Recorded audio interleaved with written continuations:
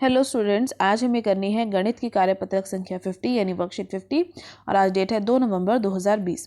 आज की हमारी वर्कशीट का टॉपिक है आंकड़ों का प्रस्तुतिकरण। लास्ट वर्कशीट में भी आपने आंकड़ों को प्रस्तुतिकरण करना सीखा था। आज की वर्कशीट में भी हम यही सीख रहे हैं, लेकिन आज की वर्कशीट में हम सीखेंगे वर्गीकृत बारंबारता बंटन यानी group frequency distribution. Last worksheet में जो हमने सीखा था बेटा, वहां पर हमने वर्गीकृत नहीं सीखा था, वहां पर हमने अनग्रुप्ड यानी अवर्गीकृत बारंबारता बंटन बनाना सीखा था आंकड़ों के लिए। आज की वर्कशीट अगर आप इंग्लिश मीडियम में देखना चाहते हैं तो डिस्क्रिप्शन बॉक्स में उसका लिंक दिया गया, आप उसे वहां से देख सकते हो। तो चलो स्टार्ट कर लेते हैं आज की वर्कशीट।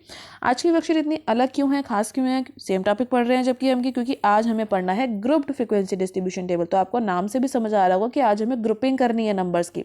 तो जब भी बेटा आंकड़ों की संख्या बहुत ज्यादा होती है तो उसको सारणी में प्रस्तुत करना बड़ी परेशानी का काम होता है, बहुत मुश्किल होता है।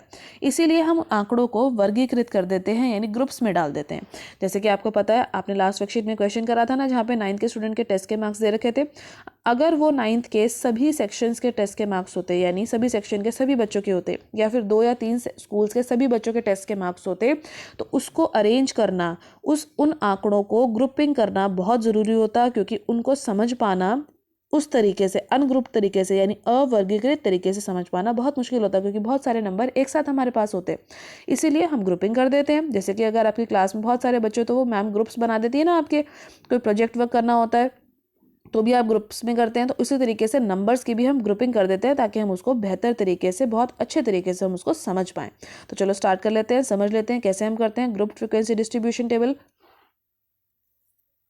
इस तरीके का टेबल बनाने के लिए हम क्या करते हैं, हम आंकड़ों को जैसे कि छोटे छोटे समूहों में बांट देते हैं। जैसे कि आपकी क्लास में आपके किसी प्रोजेक्ट में अगर स्टूडेंट्स को करना हो ग्रुप में, तो वो छोटे छोटे ग्रुप्स में बढ़ जाता है ना। जैसे कि 30 स्टूडेंट्स हैं आपकी क्लास में, तो 10 के 3 ग्रुप्स बन सकते हैं, 5 स्टूडेंट्स के 6 ग्रुप्स बन सकते हैं। इसी तरीके से जो भी डाटा हमें दे रखा होगा उसकी ग्रुपिंग हम कर लेते हैं। लेकिन ग्रुपिंग करने का क्या तरीका होता है वो भी हम समझते हैं अभी। इन ग्रुप्स को हम क्या बोलते हैं, क्लास या फिर क्लास इंटरवल। ठीक है, मैथ्स की लैंग्वेज में हम इसको क्या बोलेंगे, क्लास या क्लास इंटरवल। वर्ग अंतराल को निम्नलिखित तरीके से लिखा जा सकता है। कैसे लिखा जा सकता है, 0 से लेकर 9, 10 से लेकर 19, 20 से लेकर 29, 30 से लेकर 39। जैसे कि अगर आपको स्कूल में पीटीएम के लिए बुलाया जाए रोल नंबर वाइज, तो मैम कह सकती है ना, 10 से लेकर 19 तक के रोल नंबर इस टाइम पे आना, 20 से लेकर 29 तक के रोल नंबर इस टाइम पे आना, 30 से लेकर 39 तक के रोल नंबर इस टाइम पे आना। तो ग्रुपिंग हो गई।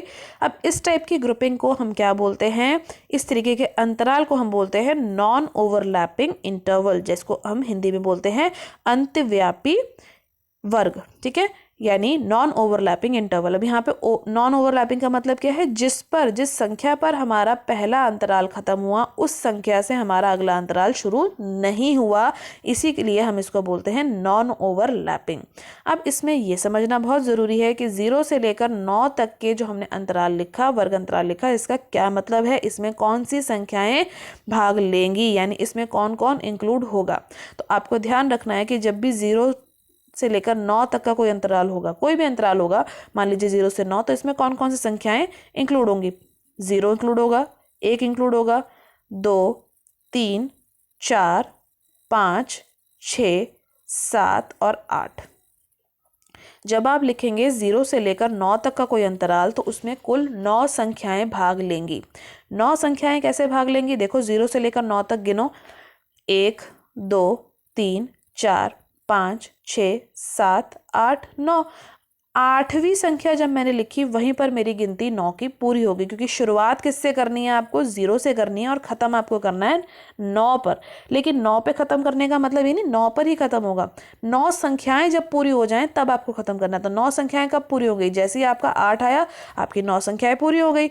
अब आपको एक चीज और ध्यान रखनी है कि जो छोटी संख्या है ये क्या कहलाती है और ये जो बड़ी संख्या है ये क्या कहलाती है। यह कहलाती है निम्न वर्ग सीमा। जो 0 है यह कहलाती है निम्न वर्ग सीमा और 9 कहलाती है उच्च वर्ग सीमा, यानी अपर क्लास लिमिट, और 0 कहलाती है लोअर क्लास लिमिट। ठीक है, इस क्लास इंटरवल के लिए यानी किसी भी वर्ग इंतराल के लिए उसकी छोटी वाली जो संख्या होगी जो कि उल्टे हाथ की तरफ लिखी गई होगी वो होगी निम्न वर्ग सीमा, और जो सीधे हाथ की तरफ लिखी गई होगी जो बड़ी होगी वो होगी उच्च वर्ग सीमा।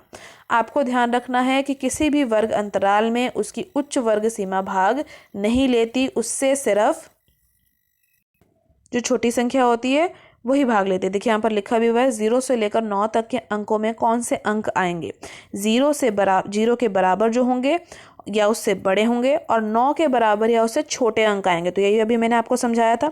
लेकिन बेटा इस तरीके के जब हम अंतराल लेते हैं तो हमें दिक्कत आती है, क्योंकि जैसे मान लीजिए जो आपने पिछला क्वेश्चन किया था लास्ट वर्कशीट में, वो था 9वीं क्लास के बच्चों के टेस्ट के मार्क्स। अगर मान लीजिए मैंने वर्ग अंतराल इस प्रकार से लिए 0 से लेकर 9, 10 से लेकर 19, तो अभी मैंने समझा 0 से लेकर 9 तक में कौन से वाले अंक जो है इंक्लूड हो जाएंगे, कौन से अंक आएंगे 0 से लेकर 8 तक वाले, क्योंकि हमने पढ़ा 0 से बड़े अंकों को लेना है, 0 को भी लेना है, और 9 से के बराबर अंकों को लेना है, लेकिन 9 के छोटे अंकों को लेना है।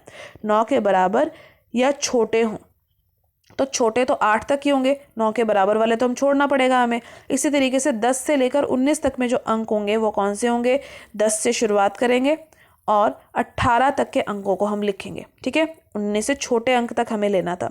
अब आप देख पा रहे होंगे यहाँ पर जो अंक है 8 लिया और 9 लिया, लेकिन अगर किसी बच्चे के नंबर 9 आए होंगे किसी टेस्ट में, तो क्या वो यहाँ पर इन वर्ग अंतरालों में आ पाएगा? नहीं आ पाएगा, क्योंकि यहाँ तो ये 8 पे खत्म हो गया वर्ग अंतराल, ये 10 से शुरू हो रहा है, तो 9 जो अंक था वो तो यहाँ पर इंक्लूड हो ही नहीं पाया। तो इसीलिए हम क्या करते हैं, देखिए यहाँ पर लिखा भी हुआ है, लेकिन अगर हमारे आंकड़ों में कोई संख्या 9 और 10 के बीच की हो, अगर 9 और 10 के बीच की होगी तो भी वो यहाँ पर इंक्लूड नहीं हो पाएगी, और अगर वो 9 और 10 खुद हुई, 9 खुद हुई, तो वो भी इंक्लूड नहीं हो पाएगी। उदाहरण के लिए अगर किसी बच्चे के 9.5 नंबर आए या 9 नंबर आए तो हम उसको भी नहीं ले पाएंगे। तो हमारे सामने यह समस्या आ जाएगी कि 9.5 किस वर्ग अंतराल में रखा जाए। कहाँ पर रखेंगे हम 9.5 को? इस प्रकार की समस्या आ जाने पर हम वर्ग अंतरालों को इस प्रकार दिखा सकते हैं, 0 से लेकर 10, 10 से लेकर 20, 20 से लेकर 30, 30 से लेकर 40। अब देखिए यहाँ पर जिस पर पहला वर्ग अंतराल खत्म हो रहा है उसी से मैं अगला शुरू कर रही हूँ, जिस पर मेरा अंतराल खत्म होता है उसी से मैं अगला शुरू कर देती हूँ। इस प्रकार के अंतराल को हम बोलते हैं संतत वर्ग, यानी कंटिन्यूअस क्लासेस, जहाँ पर कंटिन्यूअस चल रहे हैं नंबर, कभी भी रुक नहीं रहे हैं।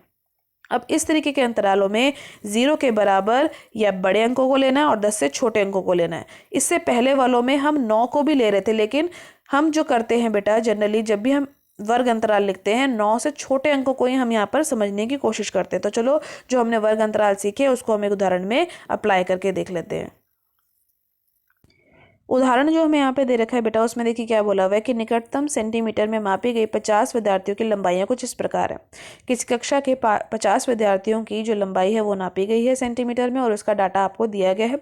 इसके लिए आपको एक वर्ग अंतराल बनाना है, वर्गीकृत बारंबारता बंटन सारणी बनानी है, और जिसमें वर्ग अंतराल जो बनाने हैं आपको इस प्रकार से बनाने हैं 160 से लेकर यानी 160 से लेकर 165, 165 से लेकर 170, 5-5 के अंतराल में आपको इस वर्ग अंतराल को बनाना है।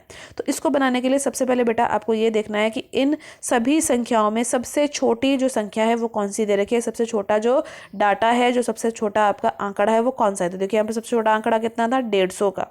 सबसे बड़ा आंकड़ा भी देखिए कौन सा है, यहाँ पर 175 तक के नंबर्स यहाँ लिखे गए, लेकिन इसको सबसे पहले आपको खुद समझना है कि सबसे बड़ा आंकड़ा कौन सा है। तो देखिए सबसे बड़ा आंकड़ा कौन सा दे रखा है, 173 दे रखा है, ये हमारा सबसे बड़ा आंकड़ा है। तो सबसे छोटे आंकड़े को देखकर हमने समझा कि अगर मुझे 5-5 के अंतराल में आंकड़े बनाने हैं तो मुझे शुरुआत 150 से ही कर देनी चाहिए, 150 से लेकर 155 तक की। लेकिन मुझे इस अंतराल को जो वर्ग अंतराल में बना रही हूँ वो कहाँ तक बनाने हैं, ऐसे तो बहुत सारे बन जाएंगे। तो सबसे बड़े आंकड़े को देखकर मुझे समझ आ रहा है अगर मैं 5-5 के अंतराल करती हूँ तो मुझे सबसे आखिरी का अंतराल जिस पर मुझे अपना ये वर्ग अंतराल खत्म करने हैं वो होना चाहिए 170 से 175, क्योंकि 173 यानी 173 तो इसमें इंक्लूड हो जाएगा। तो इसीलिए मेरे बेटा यहाँ पर जो अंतराल बने वो क्या बने, 150 यानी 150 से लेकर 155 तक। 155 पे खत्म हुआ तो अगला इसी से शुरू करेंगे क्योंकि मुझे कंटिन्यूअस क्लासेस बनानी है। ठीक है, उसके बाद 155 से लेकर 160, फिर 160 से लेकर 165, 165 से लेकर 170 और 170 से लेकर 175 तक। इसके बाद आपको क्या करनी है, टेलीमार्क्स बनानी है, जैसे कि आपने पिछली वर्कशीट में भी सीखा था टेलीमार्क्स बनाना, इसको आप मिलान चिन्ह बोलते हैं। अब एक एक करके हम करते हैं। सबसे पहला जो हमारा वर्ग अंतराल था वो था 150 से लेकर 155। अभी आपने सीखा कि इसमें कौन कौन सी संख्याएं इंक्लूड होंगी, कौन कौन सी संख्या होंगी, 150, 151 यानी 151, फिर 152, 153 और 154, यही 5 संख्याएं इसमें इंक्लूड होंगी, क्योंकि 155 को इंक्लूड नहीं करते। जिस पर वर्ग अंतराल खत्म होता है उसको वहां पर इंक्लूड नहीं किया जाता, वो अगले वाले वर्ग अंतराल में इंक्लूड किया जाता है। देखो अगला वाला 155 से शुरू है ना, तो यानी इस वर्ग अंतराल में हमें ढूंढना है कि 150 नंबर मिल जाए, 151, 152, 153, 154, इन सभी संख्याओं को यहाँ पर देखकर हमें बताना है कि ये संख्याएं कितनी बार आ रही हैं और उसके लिए मिलान चिन्ह बनाना है। तो चलो शुरू करते हैं। 150 देखो सबसे पहले कितनी बार आ रहा है, 1 और 2। तो मिलान चिन्ह वाले जो कॉलम है यहाँ पर मैंने 2 सीधी डंडियाँ डाल ली। अब इसके बाद क्या 150 और भी आ रहा है कहीं पर, देखो 150 कहीं नहीं आ रहा। और इसके बाद अगला संख्या पर आ जाओ, 151, 151 देखो कितनी बार आ रहा है, 1। इसके बाद कोई और है 151, नहीं कोई और 151 नहीं था, तो इसी 2 के आगे मैंने एक डंडी और लगा दी। इसके बाद 152 पर आ जाते हैं। 152 देखिए कितनी बार आ रहा है यहाँ पर, 152 है भी या नहीं, 152 है लेकिन एक ही बार है, और कोई 152 यहाँ पर नहीं है, तो एक और मैं यहाँ लगा देती हूँ। अब देखो यहाँ 4 डंडियाँ पूरी हो गई। अब जो 5वीं डंडी मैं लगाऊंगी वो इसको काटते हुए लगाऊंगी। अब 153 पहले सर्च करते हैं कि क्या 153 आ रहा है और कितनी बार आ रहा है। तो देखो यहाँ पर 1, 2 और 3, 3 बार आ रहा था 153। तो 3 बार का मतलब एक तो इसी को काटने के काम आ जाएगी और 2 और रहेगी, तो 2 और मैं यहाँ पर बना देती हूँ, ठीक है। अब इसके बाद देखो 154 कितनी बार आ रहा है, 153 तो चेक कर लिया था आपने, 154 देखते हैं, 1, 2, 3, 4, 5, ये आ रहा था 5 बार। अब 5 का मतलब देखो 2 पहले से यहाँ पर बनी हुई हैं, क्योंकि 5 का सेट तो पूरा हो गया, इसको हमने नहीं छेड़ना, 5 मुझे और बनाना है। तो 2 पहले से बनी हुई हैं, तो मैं 5 का सेट एक और ही बना देती हूँ इसको गिनने की बजाय, या फिर इसी में 5 पूरा कर लेती हूँ। अगर मैं इसी में 5 पूरा करूँगी तो कैसे पूरा करूँगी, 3 और बनाऊंगी, काट दूंगी, ये मेरा बन गया, और 2 और बना लूंगी, तो ये मेरे 5 हो गए ना, 3 और 2 5। तो यानी इसीलिए यहाँ पर बारंबारता में 12 लिखा गया, क्योंकि 5 5 के 2 सेट बन गए और 2। अब इसके बाद 155 से लेकर 160 तक की संख्याएं आप गिनेंगे। कौन कौन सी संख्याएं आएंगी इसके अंदर, 155 से लेकर 160 में कौन सी संख्याएं आएंगी, जरा जल्दी से बताइए। वो सारी संख्या आएंगी जो 155 से बड़ी होंगी लेकिन 160 से छोटी होंगी, यानी 155 यानी 155, 156, 157, 158 और 159, 160 यहाँ पर इंक्लूड नहीं होगी। अब आपने इसी तरीके से, जैसे भी मैंने आपको बताया था, गिनना है और काटते हुए लिखना है, यानी यहाँ से संख्या को काट देना है और यहाँ पर टेलीमार्क्स यानी मिलान चिन्ह और बारंबारता का टेबल पूरा करना है। तो आप पूरा कर सकते हैं। इसके बाद जो मेन स्टेप आप ध्यान रखेंगे इस टेबल को पूरा करने के बाद, वो करेंगे कुल अंकों को गिनने का, यानी कुल बारंबारता गिनने का। इसका कुल योग जो आएगा वो आपके यहाँ पर जितने विद्यार्थी दिए गए उससे मैच करना चाहिए। अगर ये 50 आपका योग आ रहा है और अगर 50 ही विद्यार्थी थे, तो यानी आपने जो टेबल बनाया है, जो सारणी बनाई है, वो बिल्कुल ठीक बनाई है। अगर ये कम या ज़्यादा आ रही है, इसका मतलब आपने किसी नंबर को गलत काउंट कर लिया है। उसके लिए अब आपको मिलान चिन्ह और बारंबारता को दोबारा चेक करना पड़ेगा। इसके बाद हम स्टार्ट कर लेते हैं स्वयं प्रयास कीजिए वाले प्रश्न। प्रश्न नंबर 1 में देखिए बेटा क्या बोला गया है कि 40 इंजीनियरों की उनके आवास से कार्यस्थल की जो दूरी है वो किलोमीटर में दे रखी है।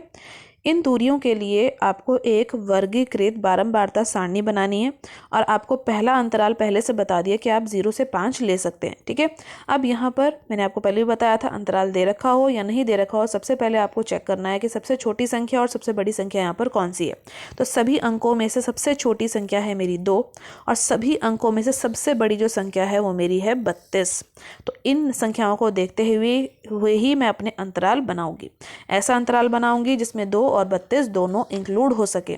तो 2 इंक्लूड करने के लिए मुझे जो अंतराल बनाना पड़ेगा वो 0 से 5 ही बनाना पड़ेगा, और 32 को इंक्लूड करवाने के लिए जो मेरा आखिरी अंतराल होना चाहिए, इसका मतलब होना चाहिए 30 से 35, क्योंकि यहाँ पर बोला हुआ था 0 से लेकर 5 तक का अंतराल बनाइए, जिसमें जो हमारी 5 5 की संख्याओं के अंतराल में नंबरों को लगाना है। तो 0 से 5, फिर अगला होगा 5 से 10, फिर होगा 10 से 15, 15 से 20, 20 से 25, 25 से 30 और 30 से 35। जब 30 से 35 लिखेंगे तो उसके अंदर आपका 32 वाली संख्या भी इंक्लूड हो जाएगी।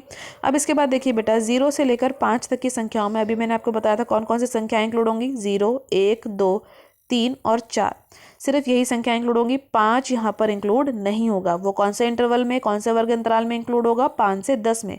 जब ये शुरू 5 से होगा तो 5 यहाँ पर इंक्लूड होगा लेकिन 10 इंक्लूड नहीं होगा। तो यानी आपको 0 से लेकर 5 तक के अंतराल में कौन सी संख्याएं ढूंढनी है, 0, 1, 2, 3 और 4। तो चलो ढूंढना शुरू करते हैं। क्या यहाँ पर 0 था, कहीं पर नहीं था। इसके बाद एक संख्या को देखिए, क्या कोई संख्या 1 थी, यहाँ पर नहीं थी। 2 थी, तो 2 को मैंने यहाँ से काटा और मैंने यहाँ पे मिलान चिन्ह में एक डंडा यहाँ पे डाल दिया। इसके बाद क्या 2 और भी आ रहा है, एक और बार या 2 बार और कहीं और आ रहा है, देखो 2 एक और बार आ रहा था, 2 के लिए मैंने यहाँ 2 मिलान चिन्ह डाले इस तरीके से, ठीक है।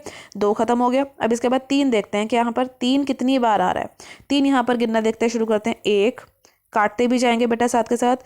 इसके बाद ये 2 और ये 3 जो था 3 ही बार आया, ठीक है। अब 3 बार आने का मतलब जब हम इसमें बनाएंगे तो यानी ये टोटल तो 5 हो जाएगा, 2 पहले से बने हुए थे और 3 और आ रहे हैं, तो 1 2 और तीसरा बनाने के लिए इस तरीके से काट देंगे। तो देखो मैंने यही ऐसे लिखा है ना, 5 संख्याएं पूरी हो गई थी।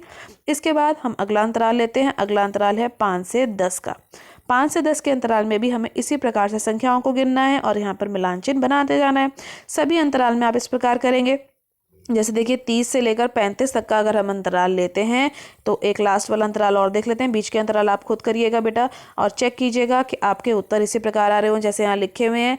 जो बीच का अंतराल 30 से लेकर 35 तक का अंतराल था उसमें संख्याएं देखिए कौन कौन सी हमें लेनी पड़ेंगी। 30 से लेकर 35 तक में कौन कौन संख्या होंगी, 30, 31, 32, 33 और 34। सिर्फ यही संख्याएं होंगी क्योंकि 35वीं तो हमें इंक्लूड नहीं करनी है। अब हमें ढूंढना है 30, 31, 32, 33 और 34, इनमें से कौन सी संख्या हमें यहाँ पर मिल पा रही है। तो आपने 32 तो पहले देखा था, तो एक संख्या तो यही हो गई, एक डंडी डली हुई देखो यहाँ पर मिलान चिन्ह के लिए एक डला हुआ है। इसके बाद 31 भी एक ही बार आ रहा था, दूसरा हो गया। क्या कोई और संख्या आपको दिख रही है वाली इनमें से? नहीं, तो हमारा मिलान चिन्ह में 2 आ गया और बारंबारता में हमने 2 लिख दिया। इसके बाद मैंने आपको बताया था बारंबारता के जो भी अंक आएंगे उनका कुल कीजिए, उनका टोटल कीजिए। वही टोटल आपके जो क्वेश्चन में बता रखा था कि 40 इंजीनियर्स के लिए आवास से कार्यस्थल की जो दूरी दे रखी थी उससे मैच करना चाहिए, यानी 40 ये संख्या और 40 ये संख्या मैच करनी चाहिए। अगर ये गलत आ रही है, आपका कुल गलत आ रहा है, कम या ज़्यादा आ रहा है, तो आपको अपने मिलान चिन्ह और बारंबारता को दोबारा बनाना पड़ेगा, दोबारा से चेक करना पड़ेगा। इसके बाद हम शुरू कर लेते हैं प्रश्न नंबर 2। प्रश्न नंबर 2 में देखिए बेटा क्या बोला गया है कि 30 दिन के महीने के में एक नगर में सापेक्ष आर्द्रता जो प्रतिशत में दे रखी है कुछ इस प्रकार रही है। आपको वर्ग लेने हैं 84 से 86, यानी 84 से 86, 86 से 88, इस तरीके के वर्ग अंतराल लेते हुए आपको एक बारंबारता बंटन सारणी बनानी है। और आपको इस बार बारंबारता जो बंटन सारणी है वह कैसी बनानी है, वर्गीकृत बारंबारता बंटन सारणी। तो इसको वर्गीकृत करना यानी इसको ग्रुप में डालना सबसे पहले बहुत ज़रूरी है। ग्रुप में डालने के लिए सबसे पहले हमें क्या चेक करना है, मिनिमम यानी सबसे छोटा अंक और सबसे बड़ा अंक, ताकि हमारे ग्रुप्स ठीक बने। तो सबसे छोटा अंक देखिए यहाँ पर कौन सा दे रखा है आपको, 84.9 यानी 84.9। और सबसे बड़ा अंक देखिए, सबसे बड़ा अंक कौन सा आपको दे रखा है इन सभी अंकों में, यहाँ पर आपको सबसे बड़ा अंक कौन सा दिया गया है, सबसे बड़ा अंक है यहाँ पर 99.2, ये रहा हुआ अंक। सबसे छोटा और सबसे बड़ा अंक देखने के लिए हमें क्या करना था, सब नंबर्स को देखो, सबसे छोटा और सबसे छोटा बड़ा अंक यहाँ पे मार्क कर लो। उससे हमें क्या फ़ायदा होता है बेटा, हमारे जो अंतराल है वो हम सही से बना पाते हैं। अब यहाँ पर पहला अंतराल मुझे दे रखा था 84 से लेकर 86 वाला अंतराल। तो अगर मैं ये अंतराल लेती हूँ तो क्या मेरा ये नंबर इसमें इंक्लूड हो जाएगा। 84 से लेकर 86 का अंतराल का मतलब इसमें कौन कौन सी संख्याएं लेनी है, 84 को लेना है और 85 को लेना है, क्योंकि 86 पर तो ये खत्म हो गया, इसको मुझे नहीं लेना। अब इसमें सारे अंक जो है बेटा दशमलव के दे रखे हैं, यानी मुझे 84 के जो दशमलव के अंक हो गए वो भी ले सकती हूँ। 85.1 और उसके आगे के जो भी अंक हो गए दशमलव वाले, मान लीजिए 85.2, 85.3, 85.4, 85.6, ये सारे ही नंबर मैं अपने इन संख्याओं में ले सकती हूँ, लेकिन मुझे 86 को नहीं लेना। तो चलो गिन लेते हैं 84 से लेकर 86 में कौन कौन सी ऐसी दशमलव की संख्याएं हमें मिल रही हैं, या फिर 84 और 85 को भी हम ले सकते हैं, बस 86 को ही हमें नहीं लेना, यानी इससे छोटी सभी संख्याओं को हमें इस वर्ग अंतराल में गिन लेना है। तो गिन लेते हैं। सबसे छोटी जो संख्या, सबसे इनके जैसी जो संख्या हमें दिख रही है वो सिर्फ यही संख्या 1, इसलिए बारंबारता सारणी में मैंने मिलानचन में भी 1 लिखा और बारंबारता में भी 1 लिखा। इसके बाद अगला वर्ग अंतराल कौन सा था, 86 से 88 तक का। तो यहाँ पर भी हमें क्या करना है, 86 और 87 संख्या को लेना है और इन्हीं दोनों संख्याओं के दशमलव वाले भाग को भी हम ले सकते हैं। तो इन्हीं में से देखिए दशमलव वाली कौन सी संख्या हमें दिख रही है, या तो 86 दशमलव कोई संख्या हो या 87 दशमलव कोई संख्या हमें यहाँ पर दिख पा रही है या नहीं दिख पा रही है। 86.5 है और कोई ऐसी संख्या नहीं है, यानी हमें क्या ढूंढना था, 86 दशमलव कोई संख्या या फिर 87 दशमलव कोई संख्या। तो ऐसी सिर्फ एक ही संख्या थी, इसलिए मैंने मिलान चिन्ह में 1 लिख दिया।